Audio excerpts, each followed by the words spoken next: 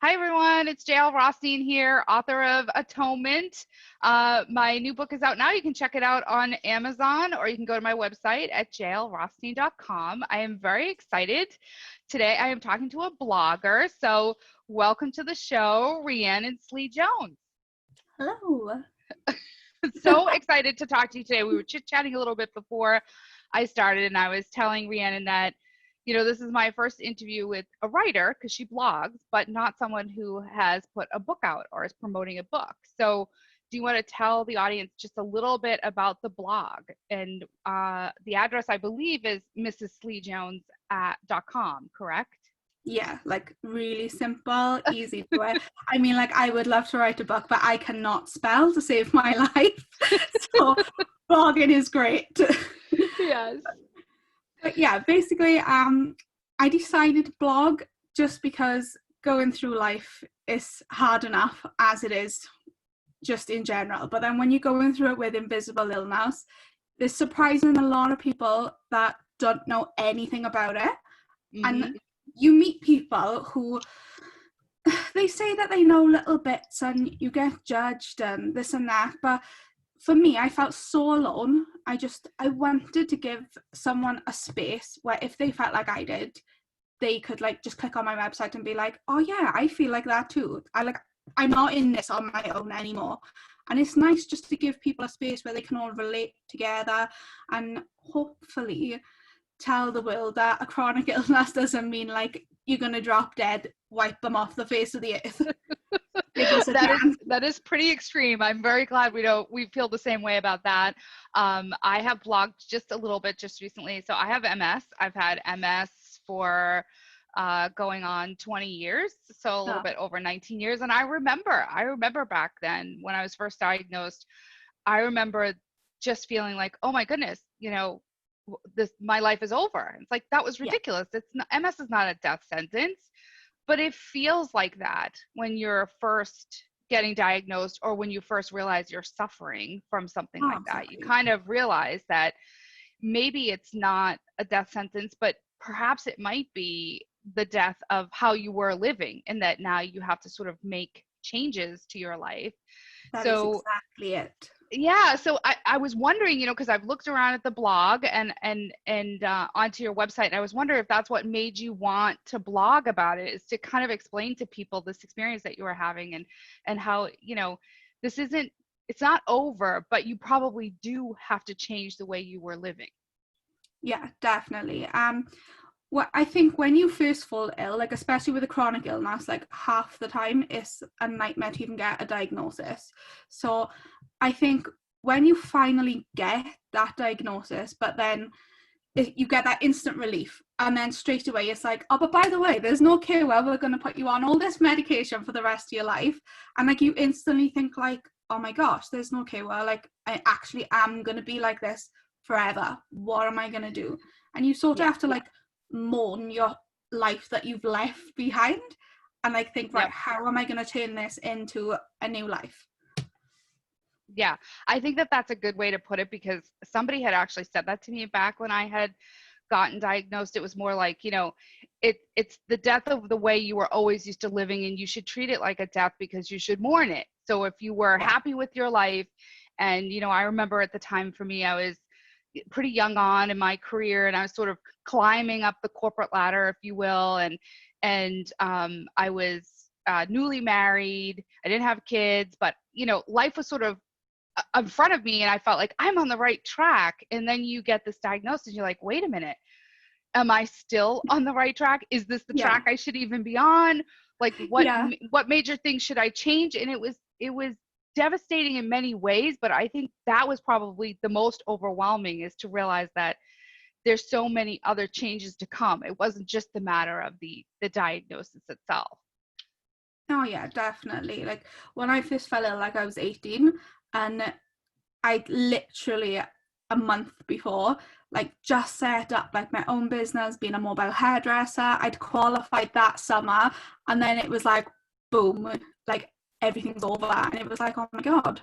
And I think like in the back of your head you sort of think, I've worked so hard to get where I am and it's all gone. What am I going to do now? Yeah. Yeah. I mean, I think that maybe comes later. It doesn't come at the moment of diagnosis. At the moment of diagnosis, obviously, you have a whole bunch of things. You have the fear of your health. You're worried about Yeah. your own personal mindset and your health, and what do I have to do? And you sort of go on this weird mission of learning everything you can about whatever you can, and then what do I have to do health-wise to make sure that I'm healthy? But it's sort of the next thing that hits you. It's sort of Yeah. the phase 2 or phase 3, if you will. And I remember for myself, one of the best pieces of advice I got from reading an MS magazine was somebody who said, you know, stress is really bad for most chronic illnesses. I think stress is bad for everybody, period. But stress is Yeah. particularly bad for people that have chronic illness. It could really inflame whatever situation you're currently in. And you need to realize that there are certain people in your life that are stressors, and there are certain situations in your life that are stressors. So it's sort of like this free do-over. If there were people in your life that were taking and not giving, you should move on from that situation. If there's a job that's unnecessarily stressing out, it's just a job. Go get another one. Did you have to go through something like that yourself?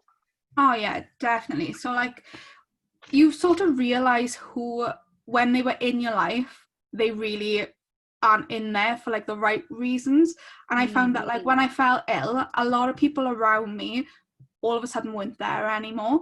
And there was like no excuses, nothing, just like gone, boom. And it's sort of like you literally reevaluate everything, like from the people, the lifestyle you live in, like every little detail. And you sort of just think, Yeah. wow, like, right, time to change. It does hit you really hard, doesn't it? Yeah, it's a strange thing because you're saying, what is this person doing here? Are they adding something positive to my life? Is this a positive, healthy situation back and forth? And I don't just mean like a romantic relationship, all relationships. The people that you're dealing with at work, the people that you're Yeah. dealing with as friends.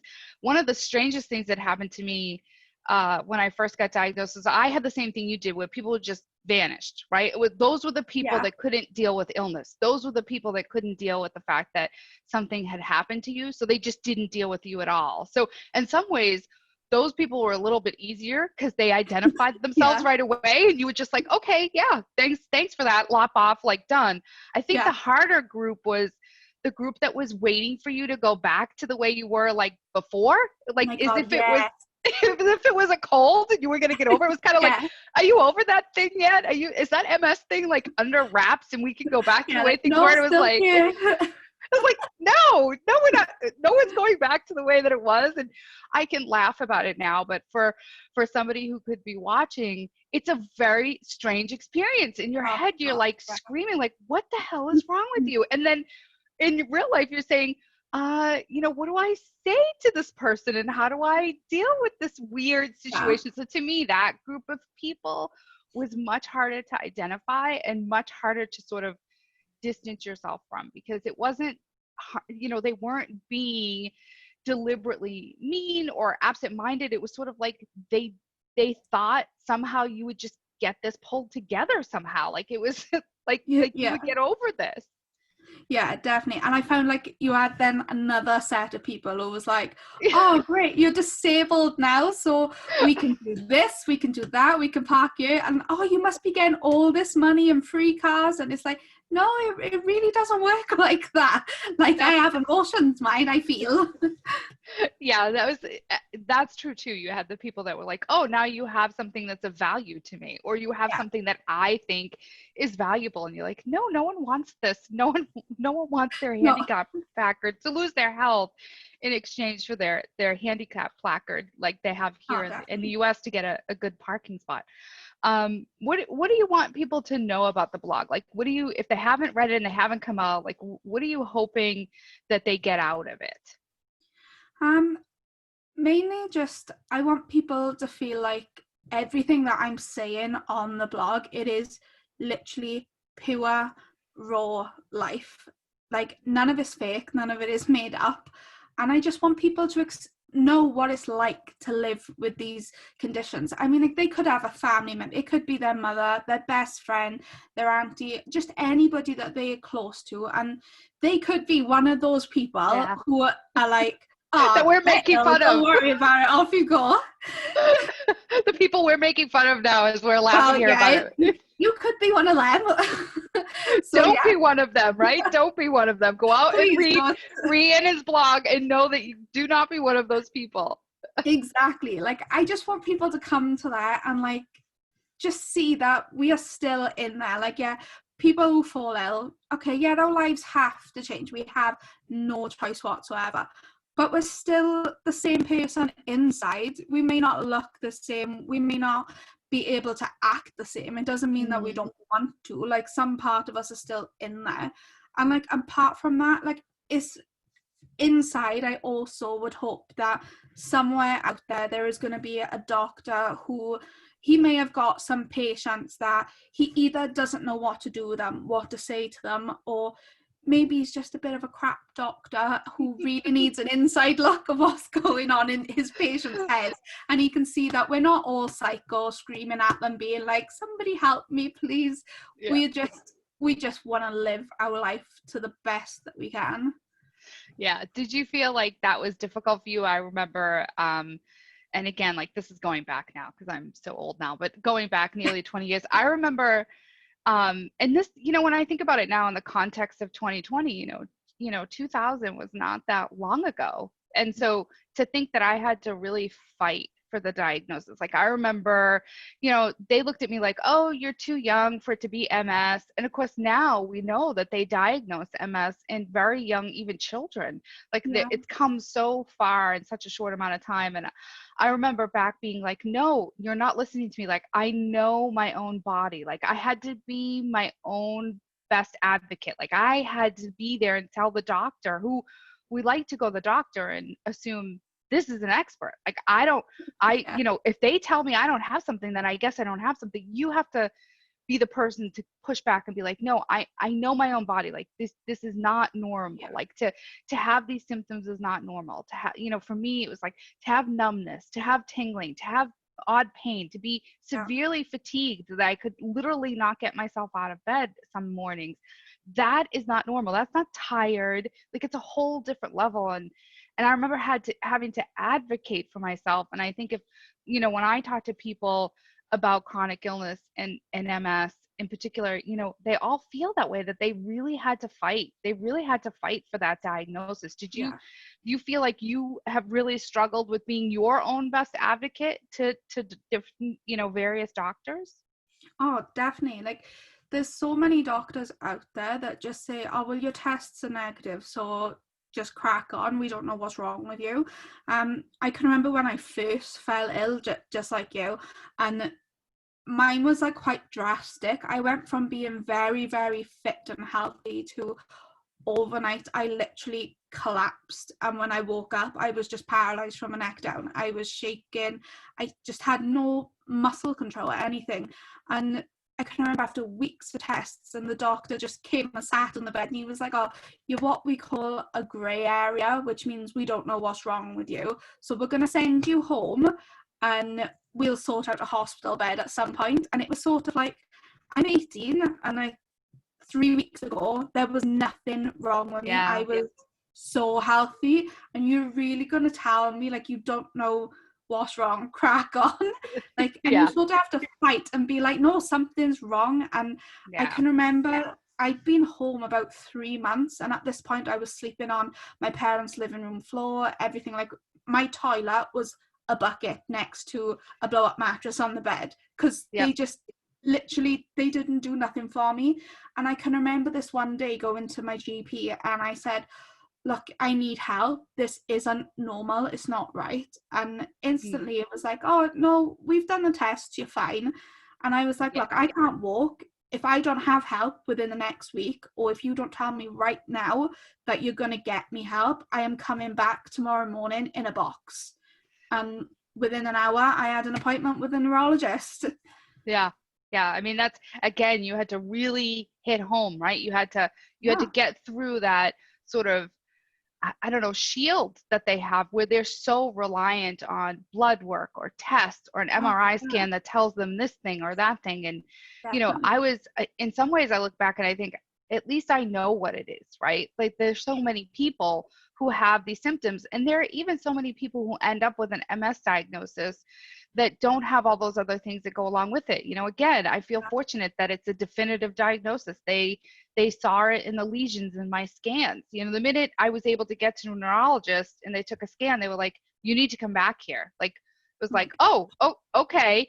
You know, it was like, you have lesions. You know, they took fluid out of my spine, and they're like, you have the markers that are indicative to MS, and you also have the symptoms. So that's 3 for 3. You have a definitive diagnosis. But I talk to MS patients all the time that have 1 out of the 3, 2 out of the 3. Some of them just have symptoms and get a diagnosis. And there's always this weird feeling like, is that right? You know, is that the right diagnosis? Am I even on the right medication? Am I on the right path? It must be even more devastating to just not even have that, to just hoping that they're able to figure this out over time, that something manifests where they're able to see it or figure it out and be able to, and then you can have like that little moment of, okay, yeah, one, I wasn't crazy and I knew I wasn't, right? But also the crazy one that has played in my head so many times. I'm like, right, clearly I'm making all this up and imagining it in my head, so time to get me committed. So you sort of like wait for that final day, like when a diagnosis comes. All right, maybe you don't want to hear what they're gonna tell you, but I know what's wrong with me. I am not losing the plot. Yeah, I mean, you are relatively young. You were about the same age I was when I was diagnosed. And I remember the doctor saying to me, okay, sure. Like when I really got to him and was like, no, I like almost like, I'm not leaving here. Like, this isn't normal. Like, you have to do something for me type of moment. And you're driven there, right? Like, this is multiple appointments. This is multiple occurrences. This is multiple symptoms. So you're driven to that almost point of madness yourself. Like, why can't I get someone to help me? And I just remember being there, and I remember him saying, well, you know, you're young, it's probably not going to be this. So, okay, I'll send you, you know, this is back when you had to get a referral. You couldn't just go see a neurologist. So it was like, I'll send you to the neurologist, but in exchange, now he's bargaining, right? So it's like, in exchange, you have to agree to see a shrink. And I was like, at that point, I was like, okay, because I didn't care. I wouldn't have cared what it was. You could have told me that I had to go home and sleep for a week if that's what it meant. And I just remember after the diagnosis, like I only went back there once after that because I was so mad about the fact that, no, this was real and I was telling you and here it is and look what you put me through. But I went back that one time to be like, what do you want to tell me now? Like almost like, you know, hey, I earned this apology that should be coming.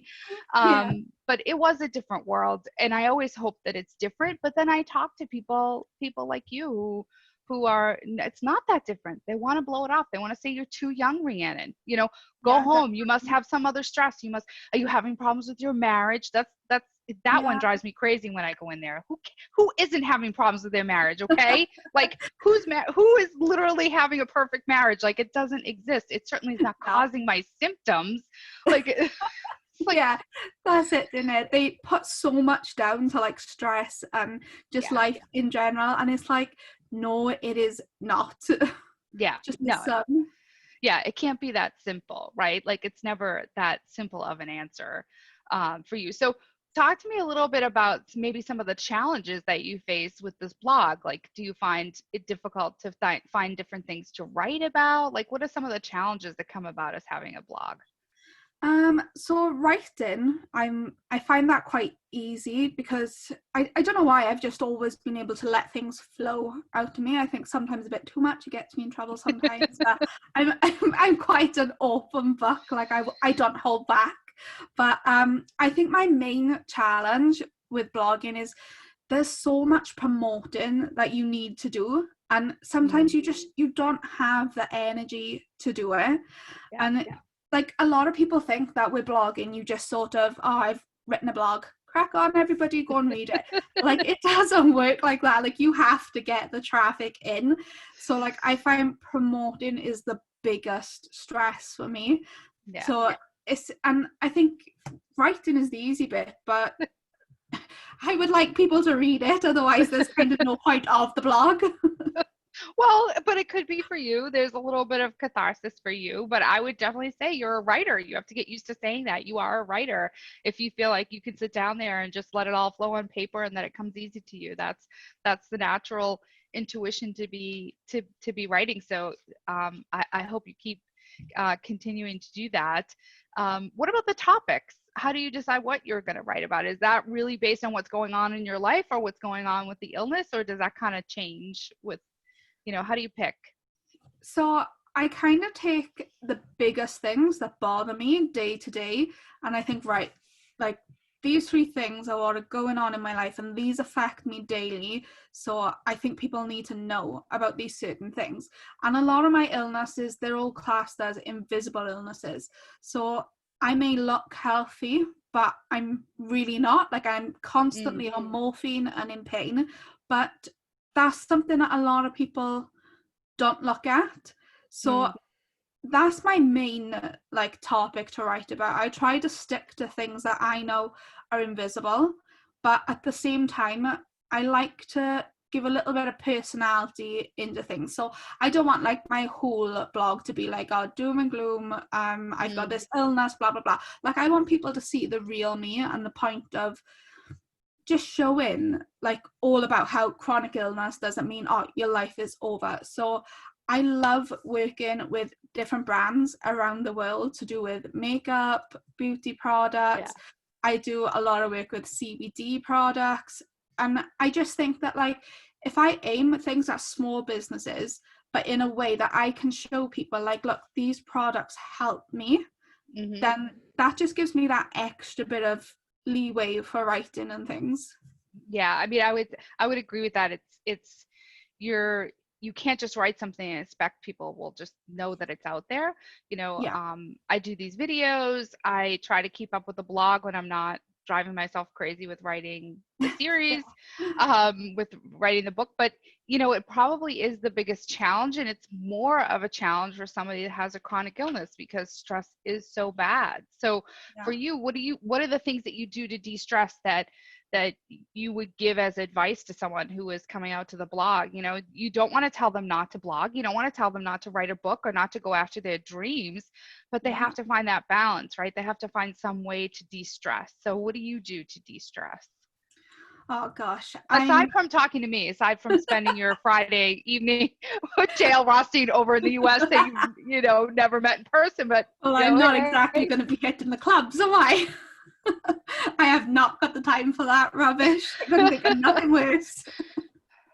No, I can be quite drastic when I'm stressed. So this past week now, I was feeling stressed, and believe it or not, 2 hours ago I had green and blue hair, and now it's pink and purple. So that is my way to de-stress. I mean, like, it's not for everybody, but like, your poor hair is like, what is going on? What color am I supposed I know. to be? So yeah, that's what I tend to go to de-stress. I also like to just chill and listen to a podcast. Yep. Like, things like that really help, like, especially when it's like true crime things. Not that I'm morbid or anything, and I love listening about murders, but I do enjoy a good true crime podcast. No, there's a reason those are super popular. I like a good crime thriller myself. So no, that's totally cool. So what's next for you, do you think? What would you have? What's your next goal? Are you gonna just keep on blogging? Do you have any other things that maybe are in your future that your fans should watch out for? I don't know, in complete honesty. I'm quite one of these ones who sort of, I like my life structured, but it's nice to think about the future at the same time. So the biggest thing at the moment for us is completely not even to do with chronic illness and that. We're actually looking at like how couples can go through adoption and things like that. Oh, wonderful. So with chronic health issues obviously comes a lot of other issues, like it affects like your periods and fertility. And so I want to try and spread some awareness on that as well. So I'd like to go down that avenue a bit next. But I think the biggest thing I just want people to know is, like, coming up, just look out for some raw emotion that's coming up. I've recently got the courage to start writing about why I have PTSD. and it is all linked to health. So that is something I really, really want to push to people, because a lot of people think PTSD is to do with the army and wars Yeah. and stuff, and it's really not. So that's my biggest one that I'm working on at the minute, that I'd love for people to like see a different side of it. Yeah, no, I think that that's true, that I think we put things in buckets, right? We hear like Yeah. PTSD and we're like, oh, that's something that people that go off to war suffer from. And it's like, no, it's anybody who's been through anything traumatic can Yeah. suffer from that. And so bringing awareness to that is fantastic. That all sounds amazing. And like I said, I poked around your blog. I hope everybody who's watching does the same. I will drop the links to your website down below the video. But I can't thank you enough. I could have sat here and talked to you for an hour, but these segments are supposed to be short so that we can keep going. I hope you. No, nothing on you. This is just so easy and so fantastic, and I'm so grateful you came on the show with me, and I hope you'll come back. I hope we get to check in with you from time to time and hear about what's going on and see what's going on with the blog. And I hope everybody checks it out at mrssleejones.com. So thank you so much, Rhiannon. No problem at all. Thank you. Bye, everyone.